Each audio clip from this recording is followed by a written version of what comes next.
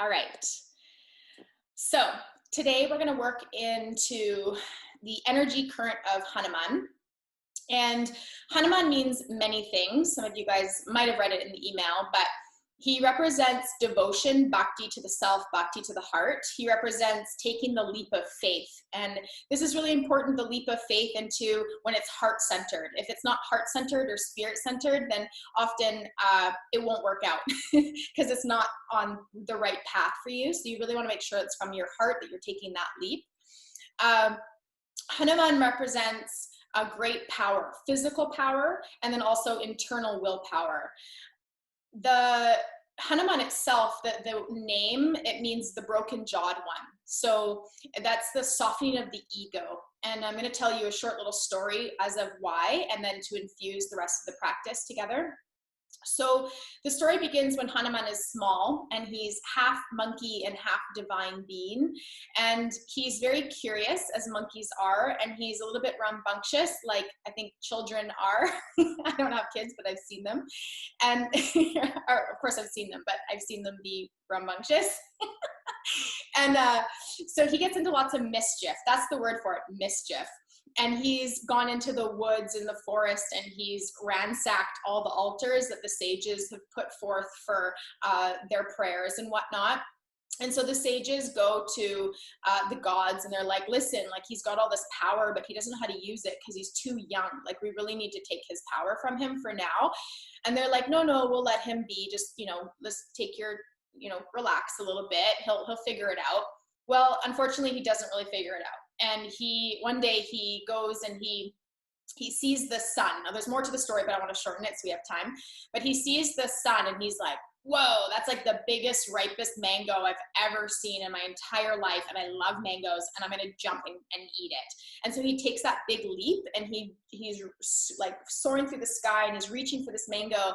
And Surya, the sun, is like kind of checking this out. And he's like, this isn't going to go well. Either I'm going to burn him up, or he's going to eat me. So either or, it's a bad, there's no good things happening here. So Surya happens to have Indra close to him, and Indra's the god of the storms. And he's like, hey dude, can you help me out? Like, I don't know what to do with this little rambunctious monkey coming at me, gonna eat me. So can you help me out? And so Indra takes his thunderbolt, the Vajra, and he throws it at Hanuman, and he knocks him in the jaw. And when he knocks him in the jaw, it breaks, and he starts to fall to earth unconscious. And so when he falls, this is not a good thing, because we also don't want Hanuman to pass away. And so Vayu, the wind, which just so happens to be Hanuman's father. Now the wind, this is an important part, because the wind is the pranas, these elements, these 5 pranas, energies in our system. So Hanuman represents that as well. He goes and he scoops up his son, and he carries him into a cave. And then he's so angry at the gods that they've done this to his child that he actually sucks the wind and the air and the prana from the world. And so this is an issue, of course, because everything starts to suffocate. So the gods and the planet and everything, no one can have breath. And so they go to Vayu and they say, listen, can you please bring back the wind? We need this energy to survive. And Vayu says, on one condition, as long as you honor him, as long as you give him great power and you teach him. And they're like, well, we can teach him when he's old enough. And he's like, okay, deal. So when he's old enough, I want all the gods to teach him the ways of yoga, the Vedas, and in this way to embody and harness the energy. And oh, that's it. And the deal is done. Squirrel. And the deal is done. So the time comes, and Hanuman's of age, let's say, at 18, I don't know his age, and he's told that he can learn from the gods. And Hanuman is like, oh, I choose Surya because it began with Surya, so I want to learn from him. And he goes to the edges of the Ganga, and he asks Surya, he's like, okay, like, I'm ready. And Surya's like, yeah, no, I got no time for you. So Hanuman sits and he chants the Gayatri mantra to the heavens, the earth, the etheric realm, to the invoking of the truth and residing in the self and all these things.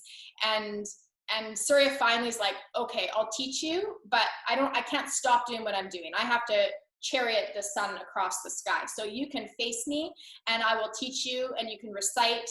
And this is how the sun salutations came to be. So the stepping forward and stepping back, and it's just this reminder of our most deepest power.